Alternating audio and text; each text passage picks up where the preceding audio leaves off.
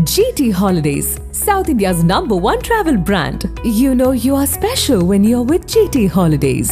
பழைய நகையை கொடுத்து வைட் 11 மந்த்ஸ்ல அதே எடைக்கு புது நகையை எடுத்துக்கோங்க. எக்ஸ்ட்ராவா ₹1 தர வேண்டாம். Magic old gold exchange.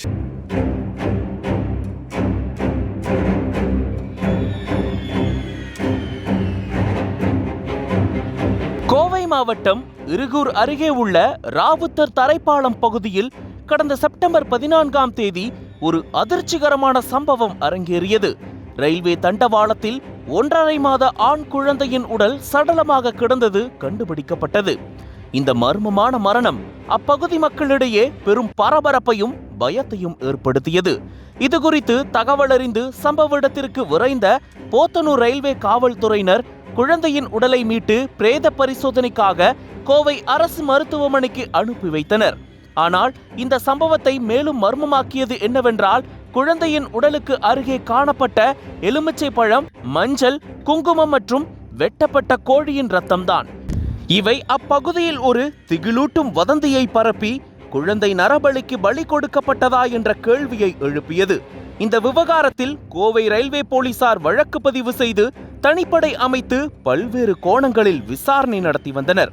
மேலும் சென்னை ரயில்வே சைபர் கிரைம் காவல்துறையினருடன் இணைந்து பல்வேறு ரயில் நிலையங்களில் உள்ள கண்காணிப்பு கேமரா காட்சிகளை ஆய்வு செய்தனர்.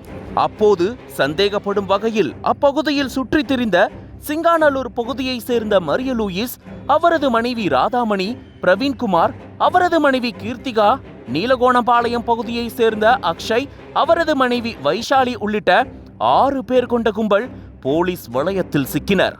அப்போது அவர்களை பிடித்து போலீசார் விசாரணை மேற்கொண்டதில் பல்வேறு திடுக்கிடும் தகவல்கள் வெளியானது. மரிய லூயிஸ், ராதாமணி தம்பதிக்கு திருமணமாகி 23 ஆண்டுகள் ஆகின்றது.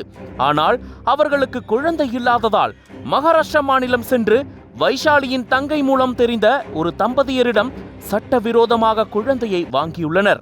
அதன் பிறகு இவர்கள் அனைவரும் கடந்த 13ஆம் தேதி காலை கோவைக்கு வந்துள்ளனர். ஆனால் அந்த குழந்தை உடல்நிலை சரியில்லாமல் திடீரென இறந்ததாக சொல்லப்படுகிறது. இதனால் பயந்து போன மரிய லூயிஸ் தரப்பினர் இந்த விஷயத்தை போலீசாருக்கு தெரிவிக்காமல் மூடி மறைக்க திட்டமிட்டுள்ளனர்.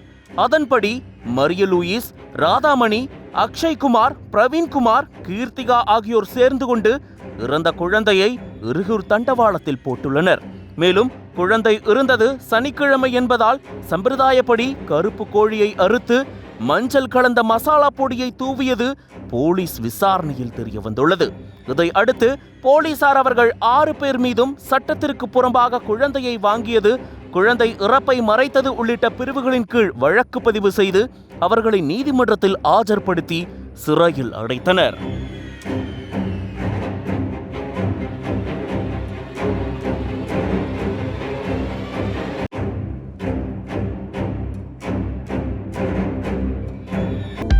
அனல் பறக்கும் செய்திகளை அப்டேட் செய்து கொள்ள நக்கீரன் களத்தை இப்பவே சப்ஸ்கிரைப் பண்ணுங்க.